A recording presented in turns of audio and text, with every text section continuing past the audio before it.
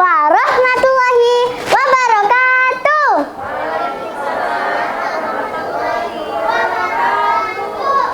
Bapak Ibu Dewan Juri yang saya hormati, serta teman-teman yang saya sayangi. Apa kabar semuanya?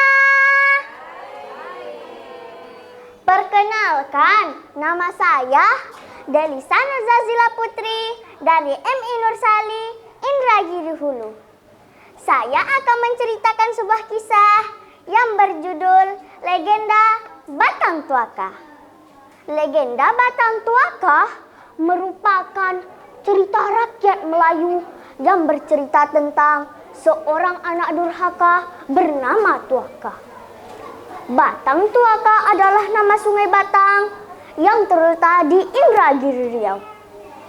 Menurut cerita rakyat Melayu, munculnya sungai Batang Tuaka ini merupakan perwujudan dari tangisan seorang ibu yang telah didurhakai oleh anaknya, serta tangisan anaknya yang memohon ampun kepada ibunya. Cerita Batang Tuaka bermula pada zaman dahulu di daerah Indragiri Riau. Hiduplah seorang wanita tua bersama anak laki-lakinya yang bernama Tuaka. Mereka hidup di sebuah gubuk yang terletak di muara sebuah sungai. Ayah Tuaka telah lama meninggal. Mereka saling menyayangi. Tuaka selalu membantu emaknya yang bekerja keras untuk penghidupan mereka. Mereka sering ke hutan untuk mencari kayu bakar agar bisa dijual.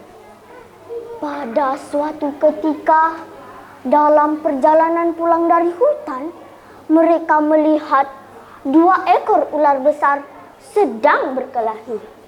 Mereka segera berlindung dan mengamati perkelahian tersebut.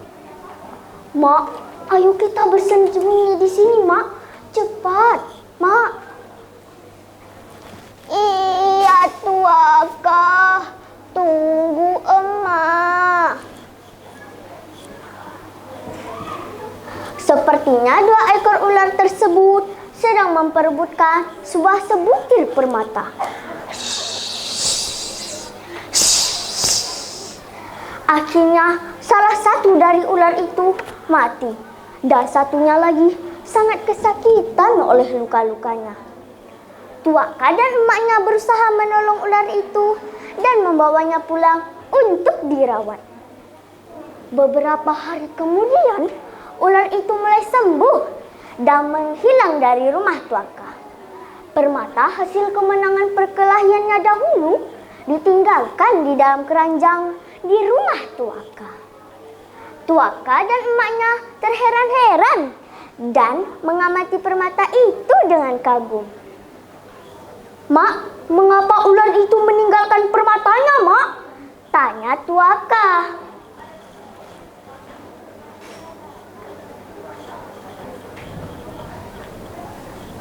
"Mungkin ular itu ingin berterima kasih kepada kita.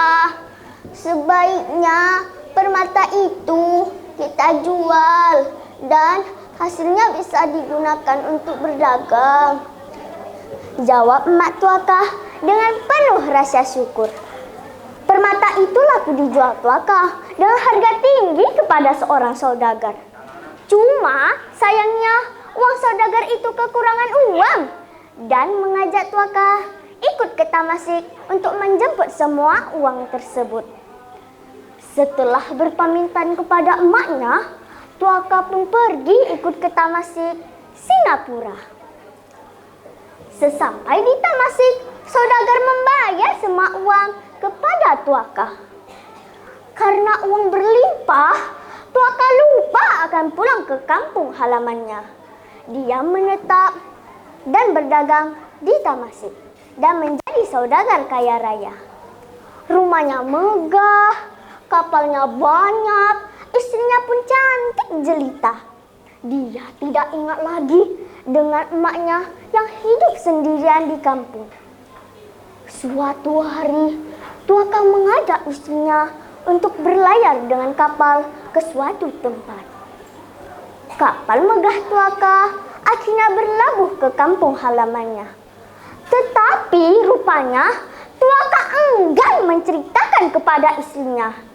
Tuaka tidak mau istrinya mengetahui bahwa dia adalah seorang anak wanita tua yang miskin. Sementara itu, kedatangan Tuaka terdengar sampai ke telinga emaknya. Emaknya bergegas menyongsong kedatangan anak lelakinya yang telah lama pergi.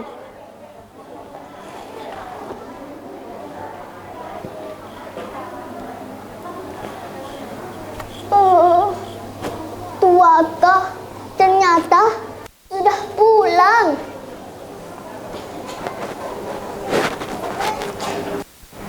Emak pun bersampan dan mendekati kapal megah Tuaka.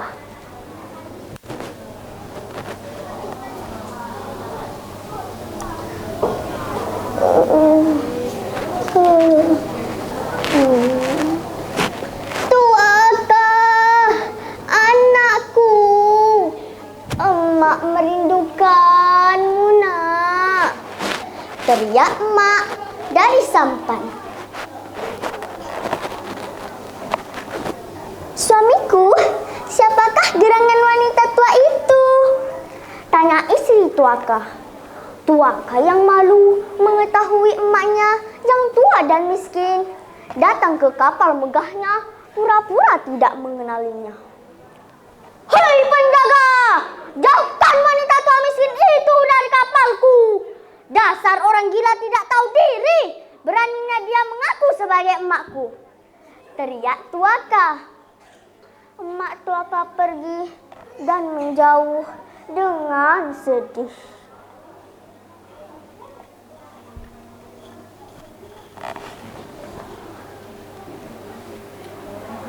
Oh Tuhan,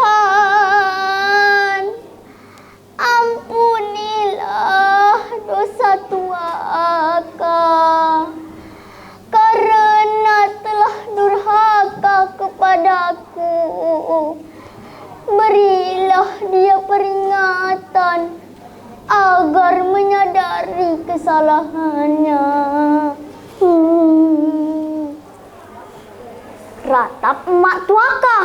Rupanya Tuhan mendengar ratap emak Tuaka.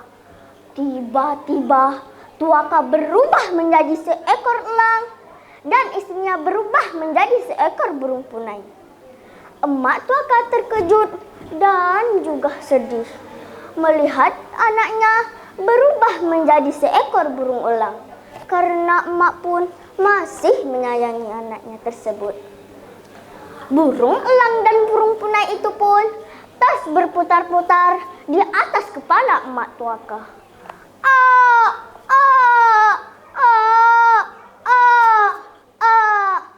Teriak Tuaka memohon ampun kepada emaknya.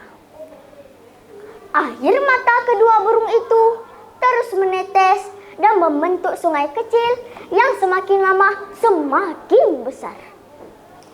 Akhirnya sungai itu diberi nama Sungai Tuaka, Batang Tuaka. Jika di suatu siang tampak seekor elang terbang di sekitar muara Batang Tuaka sambil berkulik atau menangis, burung tersebut yang diyakini masyarakat sekitar atas menjelmaan Tuaka yang memohon ampun kepada emaknya.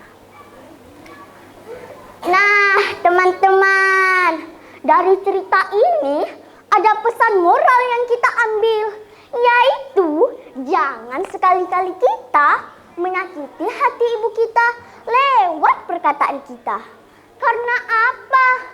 Ingatlah satu hal, teman-teman, orang yang mengajar kita pertama-tama adalah ibu. Jadi sangat tidak pantas jika kita berbicara kasar, apalagi hingga menghadik ibu kita hingga menyakiti hatinya. Bisa diasah di pagi hari, dibawa ke kebun untuk membabat. Selesai sudah ceritaku ini, semoga bisa memberi manfaat. Salam literasi. Wassalamualaikum warahmatullahi wabarakatuh.